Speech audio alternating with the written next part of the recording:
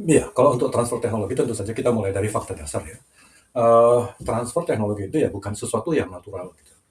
Penelitian itu menunjukkan bahwa ya, negara seperti Jepang dan China itu, tidak pasif dalam menerima teknologinya, tetapi secara aktif mereka mengaturnya, ya.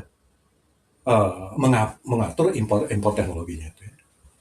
Memaksa alih teknologi, memaksa ya, menggabungkan dengan R&D lokalnya yang mereka punya.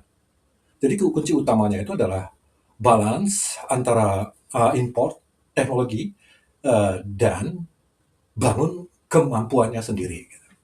Kalau oke ya, kita lihat model Jepang ya. Uh, Jepang itu ya ada state control teknologi transfer. Nah, jadi state ini yang mengontrolnya. Aktor utamanya siapa? MITI ya, Ministry of International Trade and Industry. Kayak di kita dulu ada memperindak gitu. Nah, strategi utama Jepang itu apa? Ya, mereka itu gimana ya? Teknologi masuk itu harus lewat negara. Semua lisensi teknologi dari barat itu disaring dan dinegosiasikan oleh pemerintahnya. Nah, Jepang bahkan itu ya menekan ya harga lisensi teknologi. Jadi kalau dipakai teknologi dari suatu tempat yang mereka memiliki lisensinya, ini ditekan harganya. Kemudian tadi teknologi masuk itu diatur oleh negara yang pertama ya. Yang kedua itu aliansi strategis ya. Jadi bukan sekedar investasi saja. Eh, Contohnya ya, Hitachi dan apa tuh? RCA gitu ya. Terus apa lagi? NEC dan Honeywell. Nah, NEC itu punya Jepang ya. Hitachi itu punya Jepang ya. RCA-nya itu punya negara lain. Honeywell itu punya negara lain. Artinya, Jepang tidak sekedar jadi pasar ya, tetapi mereka itu menjadi mitra produksi dan belajar teknologi. Nah, yang ketiga nih, FDI. Batasi FDI-nya, batasi foreign direct investment-nya. Jepang tidak membuka pintu lebar-lebar gitu untuk investor asing. Fokus transfer knowledge, bukan transfer ownership-nya. Ya. Transfernya itu knowledge ya, bukan ownership-nya. Jadi kalau kita batasi itu, kita tetap mengendalikan, tetapi teknologinya, karena mereka juga ikut investasi di sana, teknologinya mau nggak mau mereka pakai, dan itu kita upayakan untuk menjadi bagian daripada penambahan kemampuan teknologi, transfer teknologi. Kalau model Korea gimana lagi? Cebol plus negara. Ini sama dengan mesin belajar untuk Korea ya. Aktor utamanya ya jelas cebol. Strategi Korea gimana? Ya negara pilih champion ya. Samsung, Hyundai. Samsung, Hyundai, LG, eh, dan ya jadi pemain global. Ya mereka menjadikan pemain global dan mereka itu mendapat apa? Kredit murah, kemudian proteksi pasar dan akses teknologi asing. Nah, ini pemerintah di sini ikut berperan. Gitu. Ya. Tadi itu satu, negara pilih championnya. Kemudian yang kedua, target, ya, ekspor global. Gitu. Jadi bukan cuma pasar lokal saja, mereka itu punya target itu udah ekspor global. Ini pentingnya. Pentingnya kenapa? Korea belajar teknologi karena harus bersaing dengan global. Jadi kemauan itu muncul karena sudah dipasang target agar mereka itu bersaing untuk global. Untuk bersaing dengan global ya mereka harus meningkatkan teknologinya. Bagaimana caranya? Ya mereka akan melakukan berbagai cara. Nah, ini dikondisikan agar apa namanya teknologi itu memang betul-betul dicari, direbut dengan cara berbagai cara. Kita pernah sebut bahwa bagaimana mereka ini pada hari Jumat mengundang para manajer-manajer itu, kemudian di sana mereka diajak share, membagikan bagaimana mereka bekerja. Nah itu diserap semuanya. Ini mereka membayar itu. Jadi para manajer-manajer itu sambil jalan-jalan, sambil ngobrol-ngobrol, kemudian mendapatkan uang, pulang lagi pada hari Minggu untuk bekerja pada hari Senin seperti biasa. Ini upaya yang mereka lakukan. Bahkan ada juga semacam tuduhan yang tidak terbuka bahwa banyak waktu itu warga negara asing yang mengadakan camping di sekitar pabrik-pabrik besar Jepang yang menggunakan teropong-teropong panjang agar bisa melihat dari jauh bagaimana proses-proses yang mereka lakukan di dalam pabrik tersebut. Gitu. Nah, terus apa lagi? Learning by doing. Awalnya itu apa? Misalnya membuat imitasi. Dulu itu kan terkenal tuh banyak imitasi. Tapi ternyata imitasi yang mereka buat kan ternyata kualitasnya makin baik gitu ya. Nah, di sini terjadi ada apa namanya? Reserve engineering. Nah, terus lalu sesudah mulai dari imitasi, maka kemudian ada incremental uh, innovation ya. Jadi udah jelas akan dengan target yang begitu tinggi, maka terus akan ada apa incremental innovation-nya.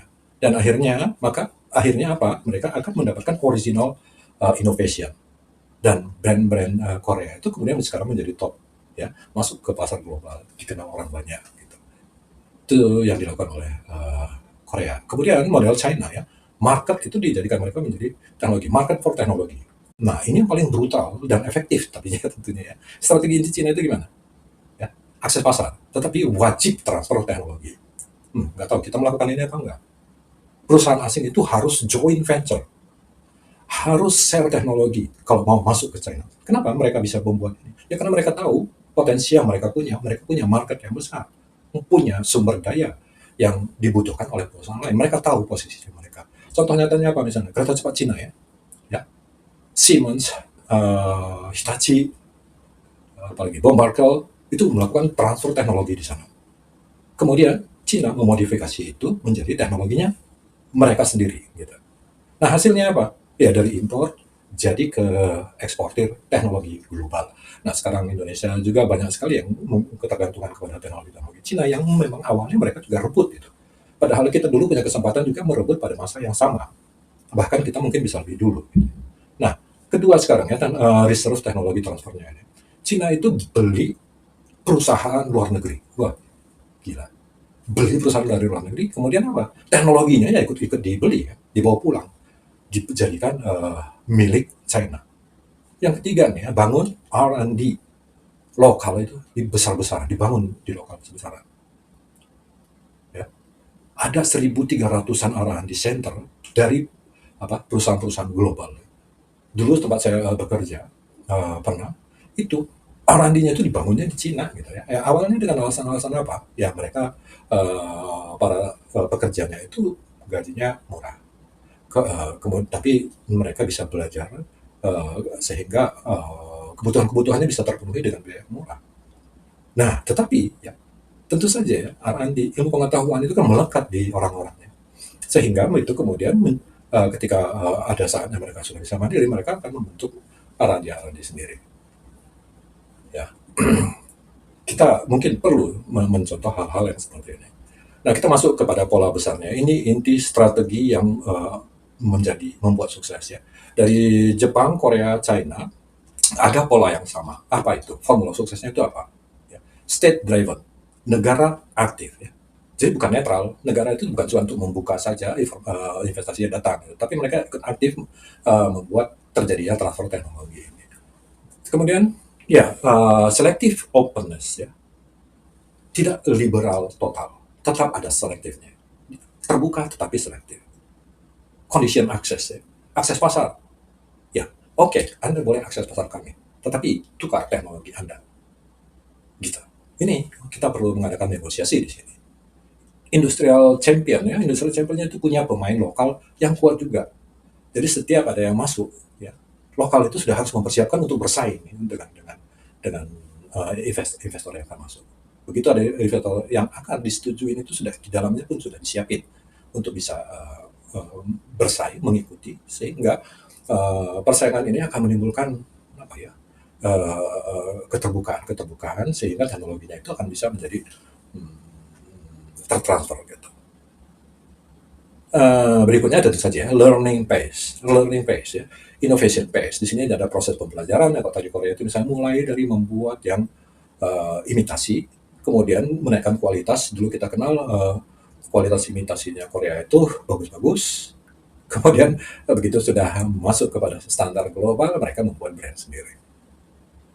Ya, oke. Berikutnya kita masuk kepada masalah Indonesia. Ini realita yang pahit ya. Kenapa Indonesia gagal? Meski sebenarnya ini kita sudah mulai melakukan dalam jangka waktu yang lama, tetapi ya, kenapa begini-begini terus? Ya kita itu terlalu terbuka tanpa syarat. Ya. Tadi itu disebutnya terbuka, tetapi harus ada selektifnya. Ya, investor masuk, bawa teknologi, tapi nggak wajib transfer. Nah, beda dengan negara lain. Oke, datang, silahkan datang, tapi wajib transfer teknologi. Nah, terus apa lagi? Kita tuh tidak punya industrial champion yang kuat. Perusahaan apa? Perusahaan Indonesia yang bisa misalnya bersaing gitu dengan perusahaan global. Misalnya kalau waktu Korea waktu itu bikin apa? Samsung. Kita punya nggak Samsung versi Indonesia? Nah, FDI-nya ini ya, FDI ini menjadi tujuan gitu, bukan alat. Nah, seharusnya FDI itu adalah alat untuk belajar teknologi. Jadi cuma bukan uangnya aja yang datang, sekali itu juga uang datang dan kita belajar. Jadi kita lihat bahwa fakta-fakta selama ini bahwa FDI itu ya, investasi itu cuma sekedar buka pabrik di sana, buka pabrik di sini, tenaga kerja di sini. Itu adalah sesuatu yang standar minimal. Ya, karena apa? Kita punya semuanya. Kita punya yang mereka butuhkan. Begitu ya. Nah, jadi sekarang kita akan masuk kepada strategi jitu untuk Indonesia. Ini realitas dan tajam. Ini dan penting ya. Uh, kita perlu membuat sesuatu market for teknologi 2.0. Terapkan, kita terapkan ini model Cina. Ya. Kita terapkan model Cina. Jika Jepang mau investasi di Indonesia, wajib joint venture. Ya. Wajib joint venture. Wajib transfer know-how teknologinya. Dan kita siapkan juga R&D center di Indonesia. Supaya kita memang ada proses belajarnya. Gitu. Contoh misalnya sektor apa sekarang? EV baterai ya, nikel.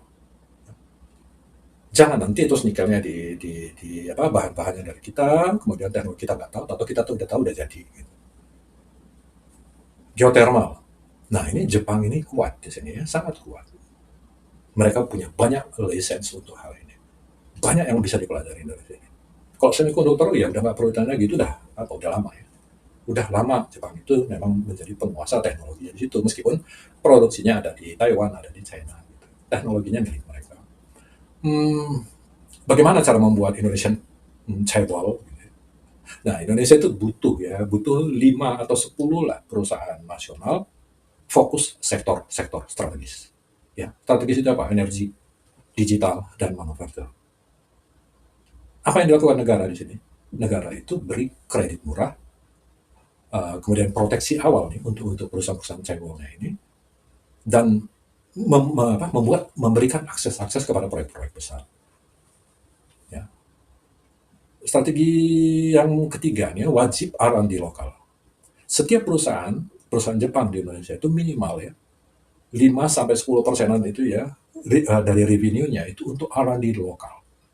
Nah, ya, R&D lokal. Nah, ujung-ujungnya ya untuk perusahaan itu sendiri, tetapi untuk Indonesia secara nasional.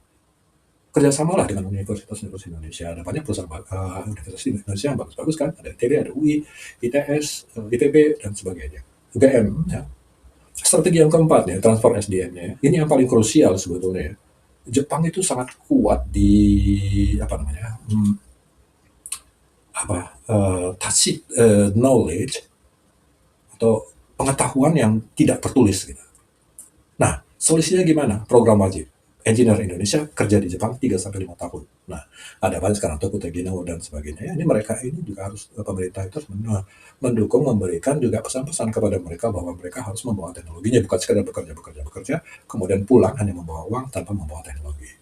Bukan magang biasa, tapi deep industrial immersion.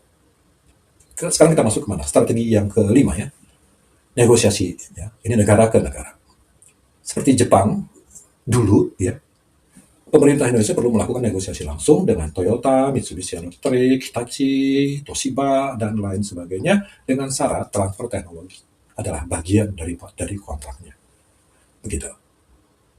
Nah, yang strategi yang keenam nih, reserve engineering legal. Jepang dan Korea melakukan ini, pelajari teknologinya, kemudian dimodifikasi. Setelah dimodifikasi, buat versi lokal. Nah, sehingga kita bisa aman dari hak-hak cipta karena kita memang membuat versi kita sendiri. Kesimpulan, kita masuk pada kesimpulan yang paling jujurnya. Jepang tidak akan memberikan teknologinya ke Indonesia. Kenapa? Teknologi adalah kekuatan ekonomi dan sekaligus juga kekuatan geopolitik. Jadi pilihan Indonesia cuma ada dua. Jadi pasar selamanya atau jadi pemain. Dengan strategi keras dan cerdas. Oke, kita tutup. Kita akan lanjut lain kali. Untuk saat ini kita akan tutup dengan quote seperti ini. Kalau Indonesia cuma bilang, silahkan investasi. Kami ramah kok. Maka, jawabannya dari dunia industri global, terima kasih. Kami ambil pasar Anda saja. Teknologi tetap milik kami. Kita harus sebut. Kalau tidak, tidak akan pernah kita dapatkan. Terima kasih.